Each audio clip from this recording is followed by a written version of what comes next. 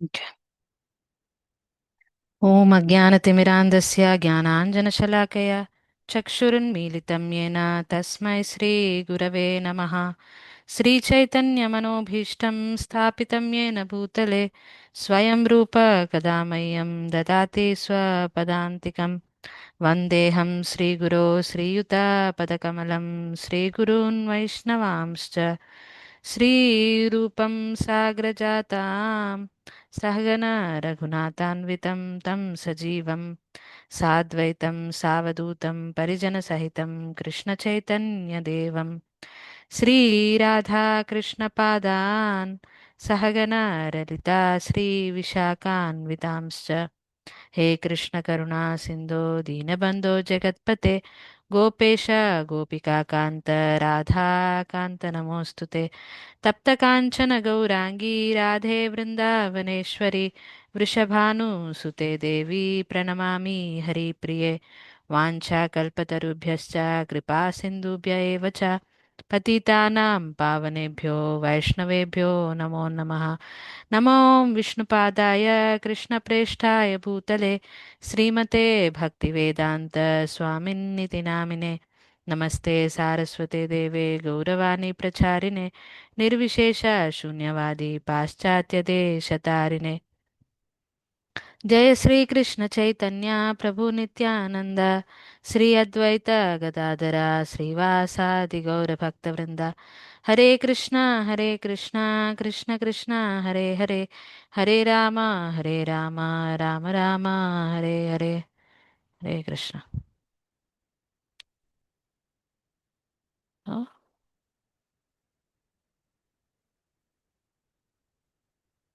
Okay, ఈ రోజుది శ్లోకము 7వ అధ్యాయము 26వ శ్లోకం. వేదాహం సమతీతాని వర్తమానాని చార్జున భవిష్యాని చ భూతాని మాం తు వేద న కశ్చన. వేదాహం సమతీతాని వర్తమానాని చార్జున భవిష్యాని చ భూతాని మాం తు వేద న కశ్చన. ఇక్కడ చదువుతారా ప్రభుజీనా మాతాజీనా? మీరు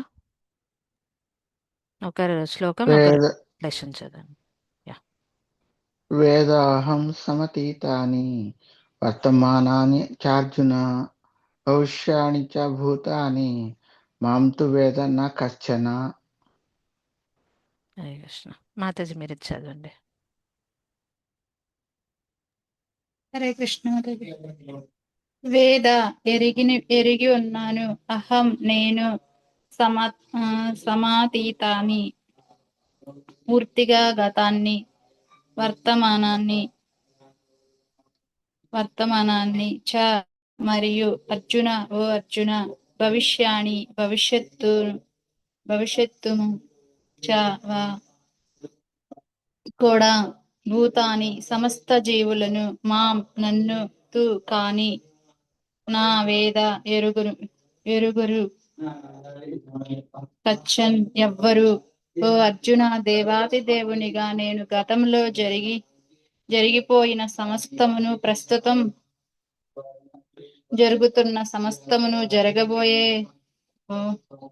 వాటన్నింటినీ ఎరిగి ఉన్నాను. నాకు జీవులందరూ కూడా తెలుసు, కానీ నన్నెవ్వరూ ఎరుగరు. Okay, Hare Krishna. Thank you Mataji Prabhuji. So the శ్లోకం వేద అంటే ఆమ్, మన వేదాలు వాటి మీనింగ్ కూడా ఇది ఏంటంటే ఆమ్, తెలిసి టు నో అంటే వేద్ అంటే టు నో. ఈ వేదాల నాలెడ్జ్ కూడా యాక్చువల్గా మనకు మ్, మనకందరికీ తెలిసి ఉండాలి. బట్ ఇట్స్ ఓకే, కలియుగము అవన్నీ తెలుసుకోలేము. అందుకని భగవద్గీత మనం ఏదైతే వేదాల యొక్క సారాంశం అది మనం తెలుసుకుంటే అట్లీస్ట్ కలియుగంకి అది సరిపోతుంది. వేదాహం సమతీతాని, అతీతం మొత్తం, పాస్ట్ మొత్తం, వర్తమానాన్ని ఇప్పుడు జరిగేది, పాస్ట్ ప్రజెంట్ ఫ్యూచర్ భవిష్యాన్ని, ఇవి మూడు కూడా నాకు తెలుసు అని చెప్తున్నాడు భగవంతుడు.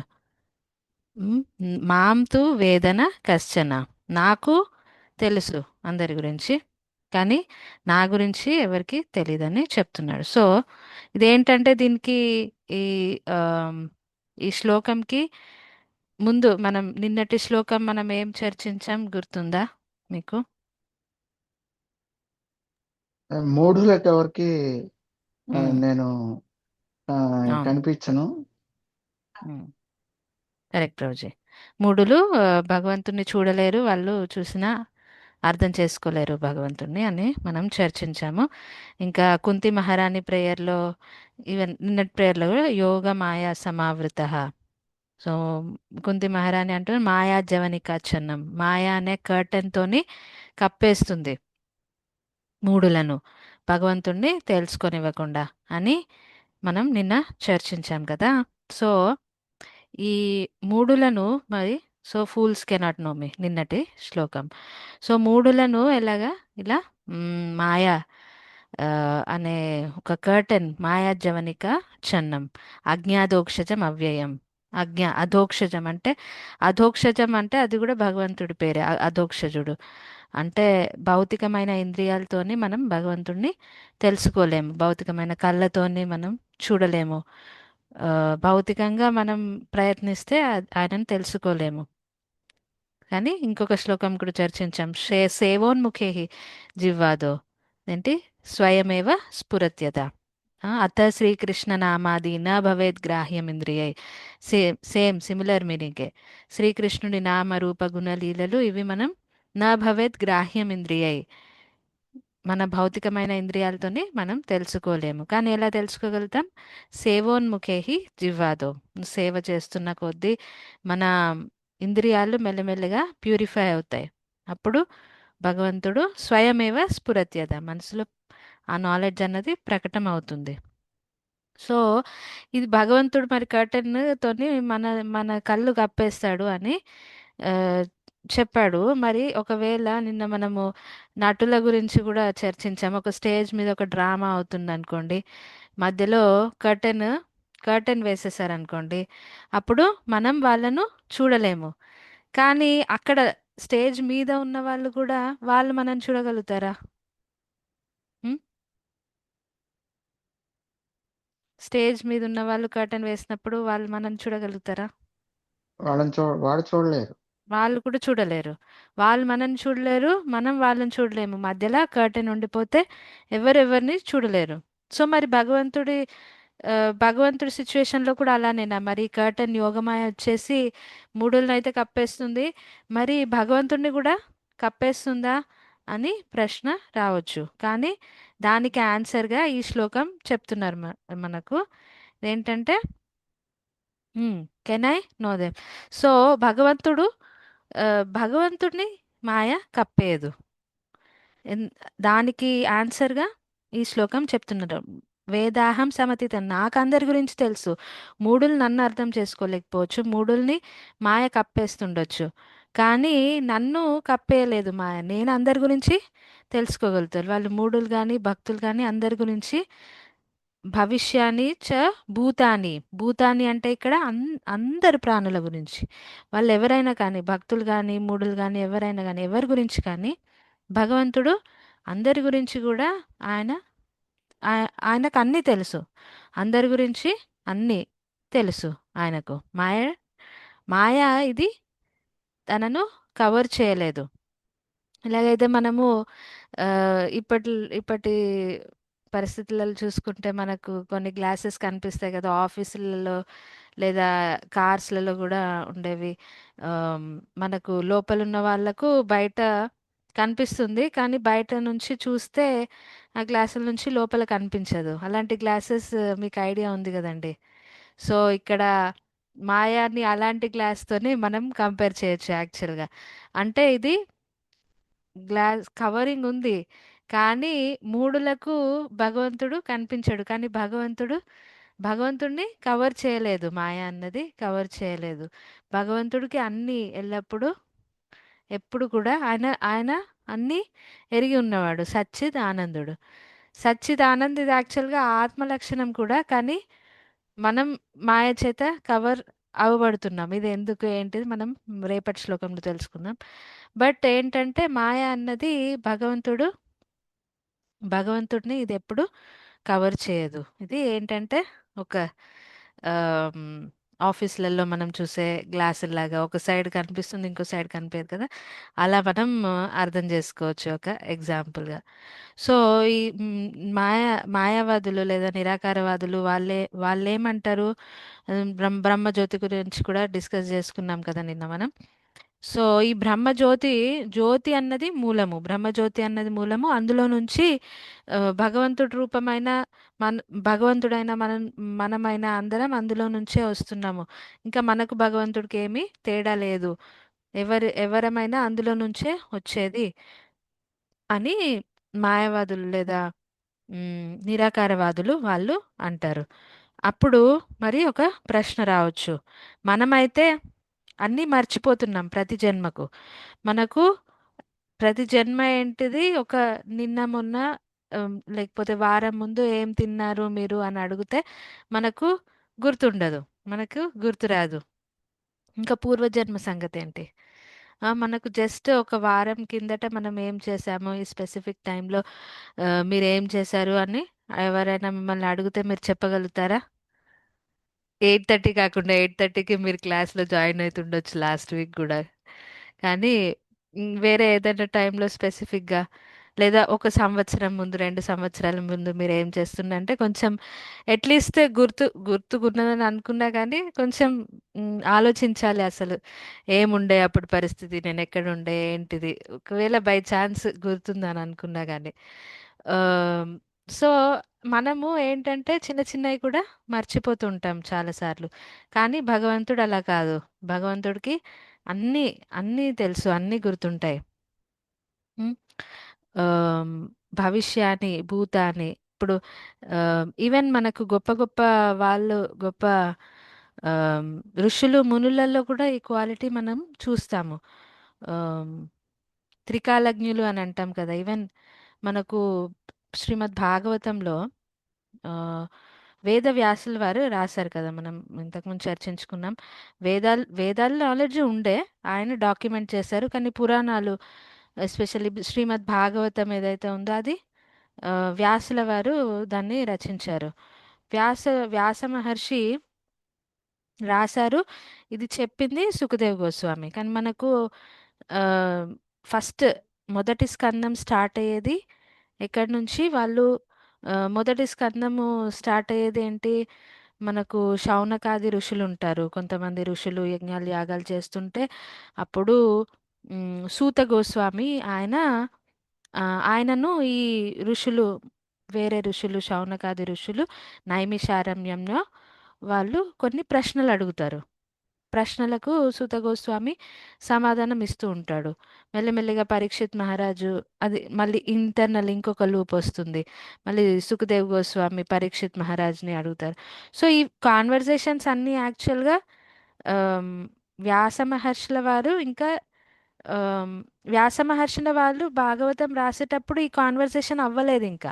కానీ దాని గురించి కూడా వ్యాస మహర్షుల వారు రాశారు భాగవతంలో. సో అక్కడ మనకు అర్థమవుతుంది వాళ్ళు అలాంటి ఋషులు మునులు కూడా త్రికాలజ్ఞులు ఉండే. ఆఫ్ కోర్స్ వ్యాస మహర్షి అంటే ఆయన భగవంతుడు లిటరరీ ఇన్కార్నేషన్ అని చెప్తారు. ఆయన కూడా భగవంతుడి అవతారమే. ఆమ్, వ్యాస మహర్షుల వారు ఇంకా ఇంకా చెప్పాలంటే మనకు ఫ్యూచరిస్టిక్ చాలా కలియుగం ఎలా ఉంటుంది అది వర్ణించబడి ఉన్నది శ్రీమద్ భాగవతంలో. ఆమ్, ఇంకా చాలా ఎగ్జాంపుల్స్ ఉన్నాయి. బుద్ధావతారం గురించి రాసుంది శ్రీమద్ భాగవతంలో. బుద్ధా బుద్ధావతారం అది ఫ్యూచర్. భాగవతం రాసిన టైంకి బుద్ధావతారం రాలేదు. కల్కి అవతారం గురించి ఓకే ఫ్యూచర్, అది మనం మనం ఇంకా చూడలేదు. కానీ బుద్ధుడు మనకు తెలుసు కదా, కానీ దాని గురించి కూడా ప్రెడిక్ట్ చేయబడి ఉంది కరెక్ట్గా. సో భగవంతుడి భక్తులు కూడా చాలాసార్లు త్రికాలజ్ఞులు ఉంటారు. ఇంకా భగవంతుడు ఆయనకు ఇంకా ఆయనకు తెలియందంటూ ఏముండదు. వేదాహం సమతీత అని అన్నీ తెలుసు, భవిష్యాన్ని భూతాన్ని అన్నీ తెలుసు ఆయనకు. సో మనం ఈ విషయము 4వ చాప్టర్లో కూడా కొంచెం తెలుసుకున్నాం దీని గురించి. ఏంటి మనకు భగవంతుడు చెప్తున్నాడు ఏ ఇమం వివస్వతే యోగం ప్రోక్తవాన్ అహం అవ్యయం వివస్వాన్ మనవే ప్రాహ. నేను ఈ ఈ జ్ఞానం అన్నది నేను మొట్టమొదట సూర్య సూర్యదేవుడికి ఇచ్చాను అని భగవంతుడు చెప్పినప్పుడు అట్లా పరంపరలో వస్తుంది ఈ జ్ఞానం అని చెప్పినప్పుడు అర్జునుడు ప్రశ్నిస్తాడు, మీరేంటి కృష్ణ మీరేంటి సూర్యదేవుడికి చెప్పడం ఏంటి, మీరు నా నా సమకాలీకులు, నాతోనే ఆ, నా ఏజ్ నా ఏజ్కి సంబంధించిన వాళ్ళు మీరు. సూర్యదేవుడు ఎప్పటి నుంచో ఉన్నాడు, మీరు సూర్యదేవుడికి ఈ జ్ఞానం ఇవ్వడం ఏంటి నాకు అర్థం కావట్లేదు అన్నప్పుడు అక్కడ కూడా భగవంతుడు చెప్తాడు, ఏమని చెప్తాడు, నువ్వు నేను చాలాసార్లు ఇంతకుముందు పుట్టాము, కానీ నాకు అన్నీ గుర్తున్నాయి కానీ నీకేమీ గుర్తుకు లేవు. సో అప్పుడు కూడా భగవంతుడు ఈ విషయం చెప్పాడు, నాకు అన్నీ తెలుసు నాకు అనేసి, ఈవెన్ భవిష్యత్తు కూడా తెలుసు. సో ఇంకొక విషయం శ్రీమద్ భాగవతంలో ఏమొస్తుందంటే మనకు 10వ స్కందంలో భగవంతుడి అపియరెన్స్ ఎప్పుడైతే ఆమ్, యశో దేవకి మాత ఉన్ను వసుదేవుడు ఇద్దరిని కంసుడు జైల్లో వేస్తారు, మనకు తెలుసు కదా ఆ లీల. అప్పుడు ఏంటంటే ఇంకా ఆమ్, ఇంకా కృష్ణుడు రాబోతున్నాడు. కృష్ణుడు ఆ, దేవకి మాత గర్భంలో నుంచి రావడం ఎలా వస్తారు, చతుర్భుజ రూపంలో. ఫస్ట్ ఆఫ్ ఆల్ ఏ ఏ మన మన కామన్ పీపుల్ ఎవ్వరు కూడా చతుర్భుజ రూపం ఎవరు చూపించరు. సో మనం ఎవరన్నా నేను భగవంతుడిని అది ఇది అని ఎవరన్నా క్లెయిమ్ చేస్తే ఫస్ట్ ఇవన్నీ తెలుసుకోవాలి వాళ్ళ గురించి. నువ్వు అతన్ని ప్రశ్నించాలి, ఆయనకి ఎంత తెలుసో వేదాహం సమతీత అని. మరి ఈ శ్లోకంకి ఆయన ఫిట్ అవుతున్నాడా లేదో, ఆయన గురించి ఆయన తెలుసా, నీ పూర్వజన్మలు ఏంటియో తెలుసా. ఆ? సో ఇక్కడ భగవంతుడు చతుర్భుజ రూపంలో వచ్చి ఒక విషయం చెప్తున్నాడు. ఇప్పుడు స్తుతిస్తారు దేవకి మాత ఇంకా ఆ, వసుదేవులు ఇద్దరు కూడా స్తుతిస్తారు భగవంతుడిని. అప్పుడు భగవంతుడు ఒక విషయం చెప్తారు, మీరు నా తల్లిదండ్రులు కేవలం ఇప్పుడే కాదు, ఆయన ఏం చెప్తారు, పూర్వం చాలా ఏండ్ల కిందట సత్యయుగంలో మీరు మీరిద్దరు సుతప ఇంకా పృష్ణి, మీ ఇద్దరు ఎవరుండే సుతప, వసుదేవుడు ఎవరుండే సుతప, ఇంకా దేవకి పృష్ణి, వీళ్ళిద్దరు ఉండే. సో ఆమ్, వీళ్ళు ఏంటంటే బ్రహ్మదేవుడి ఆజ్ఞ ప్రకారంగా ఆ, వీళ్ళు వీళ్ళను సంతాన ఉత్పత్తి చేయమని భగవంతుడే ఆదేశిస్తాడు. అప్పుడు వాళ్ళు ఎన్నో ఏళ్ళు ఆ, వాళ్ళు తపస్సు చేస్తారు. ఎన్నో ఏళ్ళు ఏమి తినకుండా తాగకుండా వాళ్ళు ఎన్నో ఏళ్ళు తపస్సు చేస్తారు. అప్పుడు భగవంతుడు వాళ్ళ ముందు అవుతాడు. ఆ, అయ్యి చెప్తాడు, ఇలా ఏం కావాలి మీకు కోరుకోండి అంటే వాళ్ళు ఏమని కోరుకుంటారు, మీలాంటి పుత్రుడు మాకు జన్మించాలి అని వాళ్ళు కోరుకుంటారు.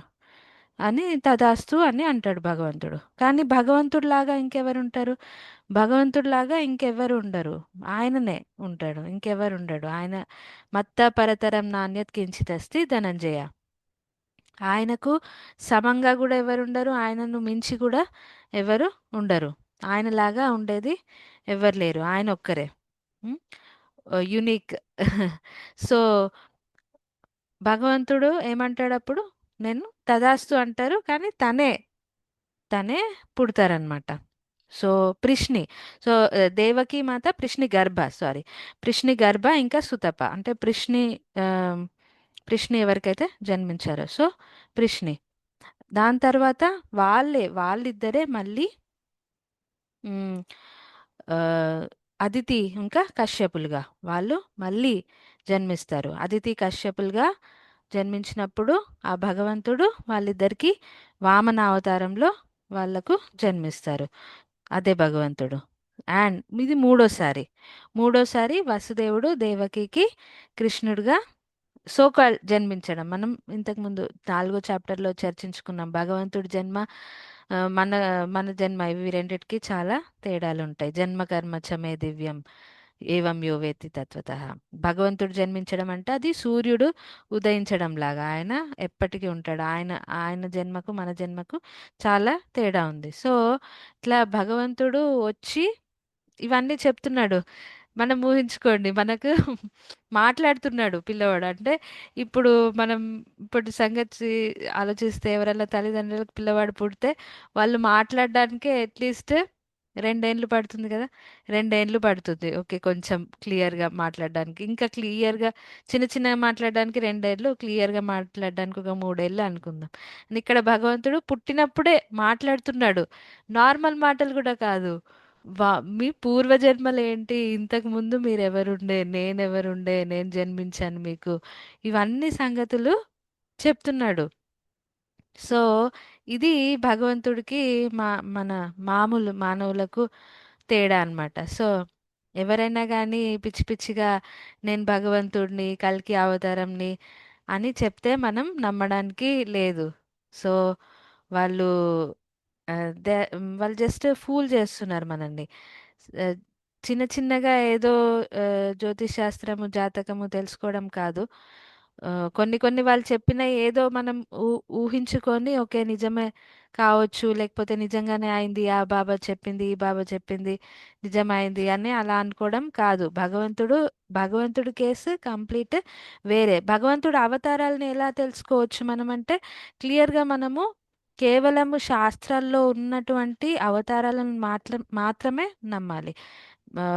వేదవ్యాసులు వారు వారి ద్వారా వచ్చిన వేదాలు గాని, శాస్త్రాలు గాని అందులో ఉన్నాయి. ఏమేం అవతారము, ఎప్పుడెప్పుడు, ఏ టైంలో, ఏ ప్లేస్‌లో, ఎలా అవతరిస్తారు భగవంతుడు, ఇవన్నీ క్లియర్‌గా రాయబడున్నాయి.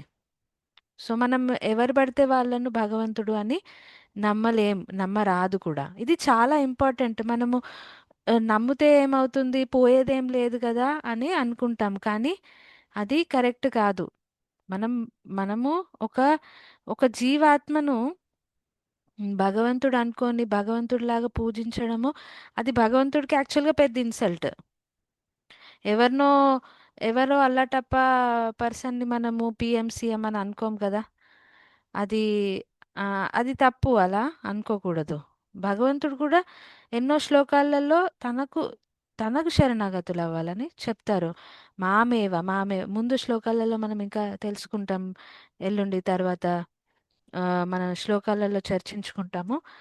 ఈవెన్ లాస్ట్ అధ్యాయంలో గూడా ఆహ్, నాకు మాత్రమే శరణాగతులు అవ్వాలి అని భగవంతుడు క్లియర్‌గా చెప్తున్నాడు. భగవంతుడు ఎవరు? వాళ్ళ అవతారాలెవరు? ఇది క్లియర్‌గా శాస్త్రాలలో రాసున్నాయి. వాటిని మాత్రమే మనము యాక్సెప్ట్ చేయాలి గానీ, మిగతావి మనం యాక్సెప్ట్ చేయొద్దు. ఎవరు ఎవరైనా మేము అవతారం భగవంతుడు అనంటే వాళ్ళు శాస్త్రాలలో ఎక్కడుంది? మీ పేరెక్కడుంది? మీ జన్మ రహస్యం గురించి ఎక్కడ రాయబడుంది? ఇవన్నీ డీటెయిల్స్ మనం ఖచ్చితంగా అడగాలి. ఇవన్నీ వాళ్ళు నిరూపించగలిగితేనే వాళ్ళు భగవంతుడని మనం నమ్మవచ్చు.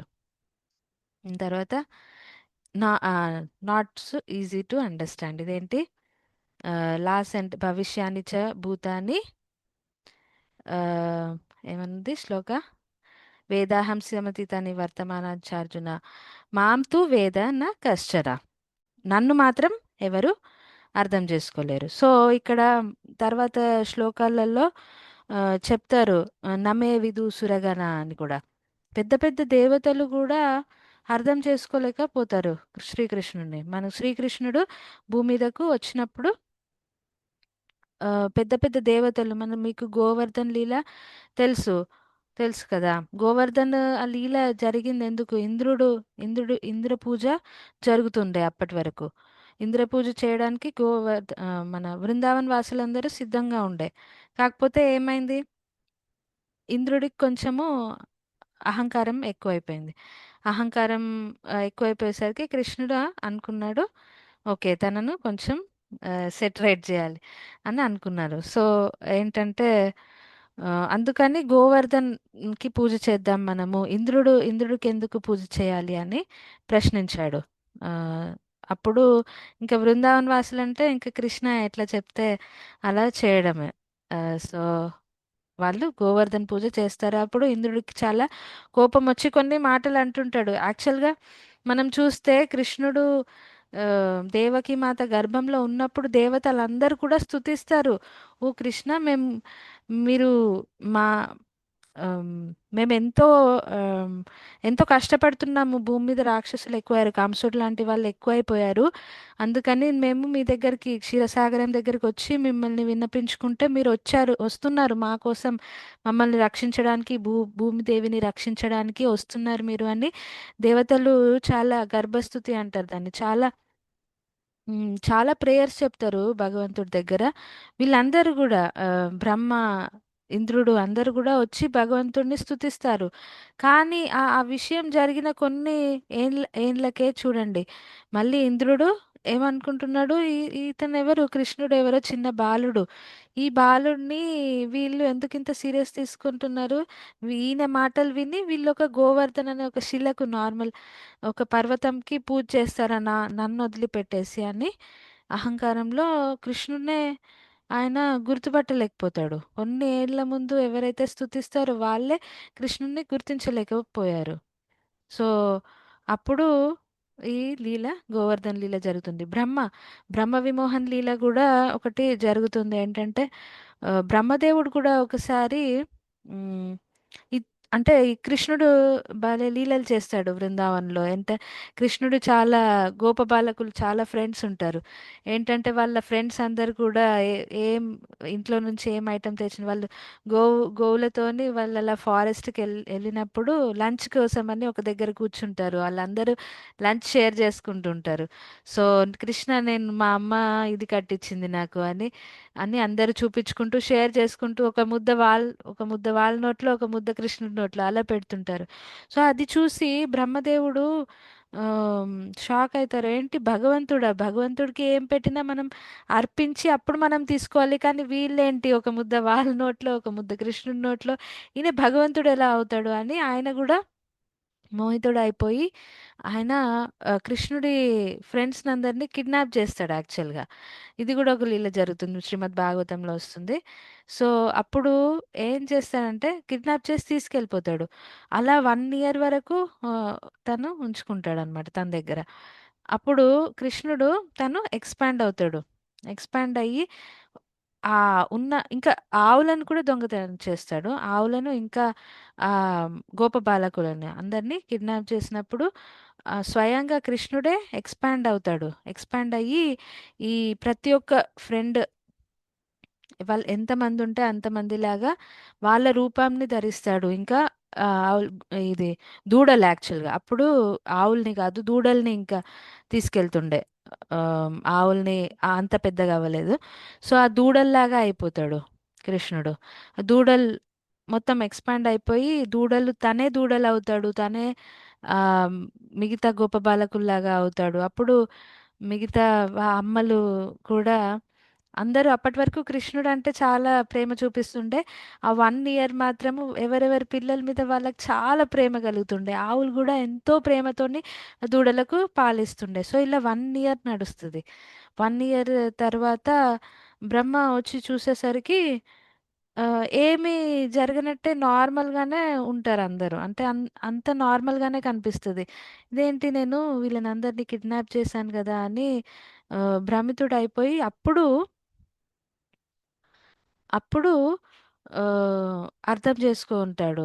నేను చాలా పెద్ద తప్పు చేశాను ఇతను అంటే. అప్పుడు ఏమవుతుందంటే యాక్చువల్గా అందరూ గోపబాలకులు ఇంకా దూడలు కూడా చతుర్భుజ నారాయణ రూపంలో ఆ, బ్రహ్మదేవుడికి దర్శనమిస్తారు.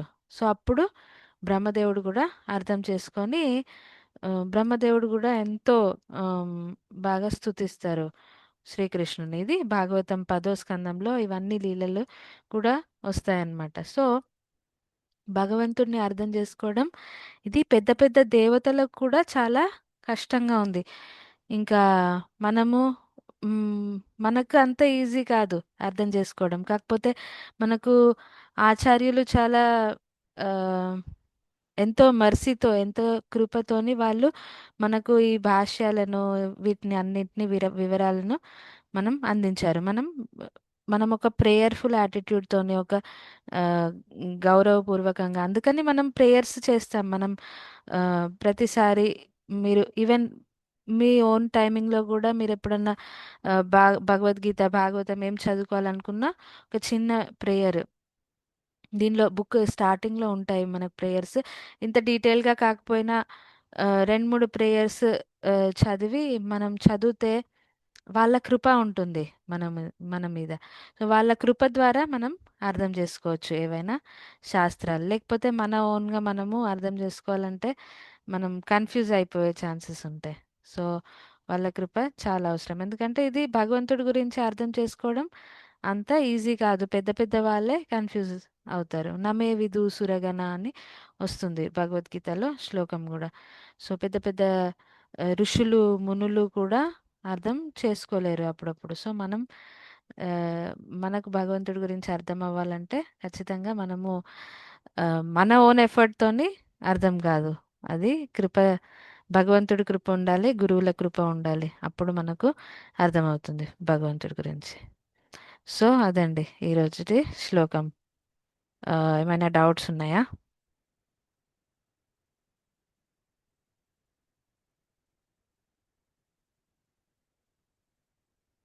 ఓకే, లేకపోతే మనం క్లోజ్ చేద్దాం ఈరోజుకి. లేవు మాతాజీ. Okay, okay Mataji. హరే కృష్ణ. మళ్ళీ రేపు కలుద్దాం మనము. రేపటిది నెక్స్ట్ శ్లోకమే. ఇంకా ఇవి సీరియల్గా 3-4 శ్లోకాలు చాలా ఇంపార్టెంట్ శ్లోకాలే. సో నెక్స్ట్ శ్లోకం మనం రేపు మళ్ళీ చర్చించుకుందాం. సరే హరే మాతాజీ, కృష్ణ. ప్రభుజీ, హరే కృష్ణ.